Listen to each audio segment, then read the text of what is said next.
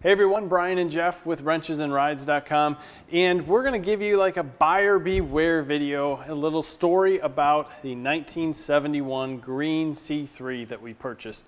This was a 78,000 mile car, and the owner that we purchased it from said it's a survivor, it's an untouched version, and we decided to do some upgrades, do a little fixing to it, and we found a few things out.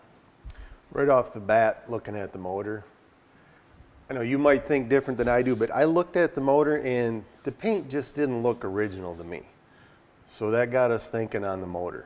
It was wrapped really nice, you know, the paint was well. It even got us thinking about, since everything was painted together, was the water pump original? You know, what was original on the car? And you're right, it had some things where it said, hey, it was a little too nice, and it had some parts that said, well, maybe not, because it was rusted in a few areas. Right, and the paint to me looked like it came out of a rattle can versus factory paint, especially something that's 40 years old. Very you true. think it's going to show a little bit more than what we had. So in doing some steering upgrades and deciding what to actually do with this car, we pulled the motor, and it was a good thing that we did. Tearing down the motor, we found some things right off the bat that weren't factory, and they weren't necessarily going to show the reliability of this car long term. You know, for starters, the rod bearings wore quite bad right off the bat. Now, we found other things like it had a double roller timing chain. Not factory. There's other things in the car that were not factory, so there you have it with, like you're saying, the buyer beware thing. We went even through it as we took apart the 4-speed. We found that the clutch had been replaced not too long ago. The clutch was cracked. We had an intake manifold that was leaking antifreeze into the car. Not much, but we found a couple rusted push rods.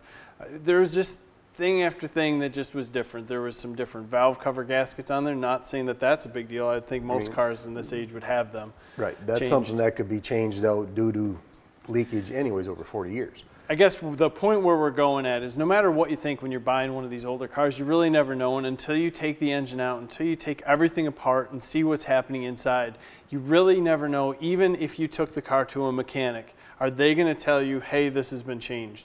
There was no way of knowing realistically what happened to it. So when you spend the money on the car, at least take the car somewhere, figure out what's going on, but know it may not be exactly what you think. Outward appearance is one thing, but you never really know until you pull some tin off to see what the internals really are. And that's what we found. So this guy was trying to make a little bit more power, obviously, when they rebuilt this motor, but long term, he really didn't know what he was doing.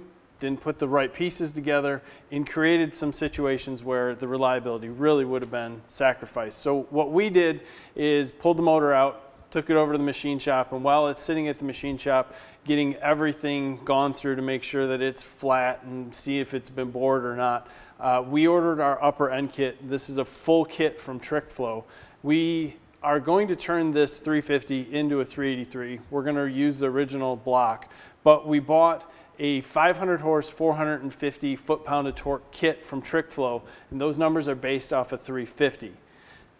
Basically, we have 23-degree heads with angled plugs, and I think that angled plug thing is going to be something that people need to know because you're going to have to change up your headers or make sure your headers fit with angled plugs. These are a 72cc head. We're going to adjust the bottom end to it. But this kit comes with your cam, it comes with roller lifters, full set of roller rockers, and a very nice roller timing chain. Also your bolts and your guide plates. Everything on the upper end of this kit is mapped out for you. It comes with gaskets too if you want to go into that. Yep, you got everything here. It gives you a basic recipe to make that horsepower with a 350. Now, like you said, in our case, we are changing to a 383, which later down the road, when the engine builder gets whacked with us, we're going to have total assemblies made up and go from there. We're going to go with an Eagle rotating assembly kit. Basically, what we need to know is how much are we going over standard bore, and then we're going to figure out a 10-to-1 or 10.5-to-1 compression ratio because that's kind of our goal on this kit. Now, we're going to change this up a little bit as we go through because we are dealing with the Corvette. There are some specialty things in here like water pumps and also a low hood. So we have to make sure that our intake manifold is not too high and will fit underneath it. But we're gonna lay this out as we kind of learn and go through this. If you're buying a car, again, we wanna go back to buyer beware. Take the, put it in your budget if you're gonna buy an older car. Take it apart and figure it out over winter. Figure out what went into it. What's its story? Because this car had a story to tell. Really wasn't a good one. Well, but I mean, at first impression, it was a good story. But like anything else, until you dig below the surface and start finding out the little problems, yeah, they're all there. So what we're going to ask you to do is subscribe to our channel and give us a like in this video. We're going to walk you through all our surprises, all this fun stuff that we have with this Corvette. When we're done, this thing is going to be a beast and it's going to rock. So make sure you give us that like and subscribe again. Thanks for your time, guys. Have a great day.